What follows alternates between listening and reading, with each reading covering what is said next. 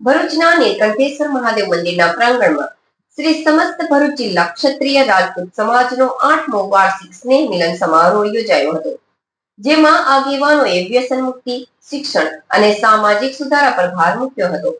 ભરૂચના નીલકંઠેશ્વર મહાદેવ મંદિરના પ્રાંગણમાં શ્રી સમસ્ત ભરૂચ જિલ્લા ક્ષત્રિય રાજપૂત સમાજનો 8મો વાર્ષિક સ્નેહ મિલન સમારોહ યોજાયો હતો. આ કાર્યક્રમમાં સમાજના સંગઠન અને સામાજિક સુધારા પર ભાર મૂકવામાં આવ્યો હતો. આ સ્નેહ મિલનમાં મુખ્ય મહેમાન તરીકે ઓમકારસિંહ મહારાઉલજી અંદાડા, નરેન્દ્રસિંહ સોલંકી બિલ્ડર, નેન્સી વાલસ, જીતસિંહ મકવાણા, સુભાષસિંહ સોલંકી અને બળવંતસિંહ ચાવડા સહિત સમાજના અગ્રણી આગેવાનો અને પ્રતિષ્ઠિત મહેમાનો ઉપસ્થિત રહ્યા હતા.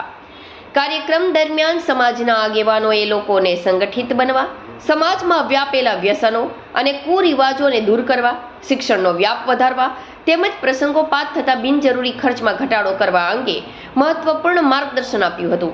આ ઉપરાંત ટ્રસ્ટીઓ દ્વારા સમાજની વાડી સંબંધિત મહત્વપૂર્ણ મુદ્દાઓ પર પણ ચર્ચા કરવામાં આવી હતી. આ સ્નેહ મિલનમાં સમાજના ભાઈઓ અને બહેનો મોટી સંખ્યામાં હાજર રહ્યા હતા.